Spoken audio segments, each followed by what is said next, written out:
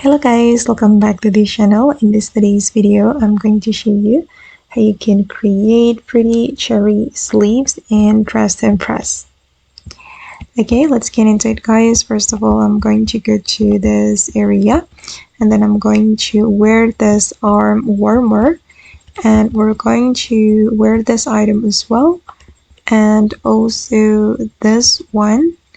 Okay, and wear this hands up. Okay, now it's time to match the color. I'm just going to make it like a cherry color, so I'm going to use this color. Okay, and for this one I'm going to color it green. Okay, just make it this green. Alright, and then let's move to this item. I'm going to color it this purple or this red.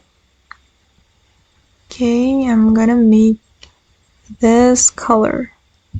Alright, and then for this item, I'm going to color it red.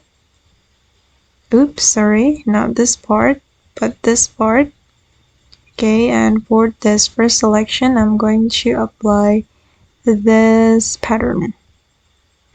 Okay, and this is the final result. Okay guys, and that's all the way to create a pretty cherry sleeves and dress to impress. I hope this video will be useful for you. Thank you so much for watching, and bye.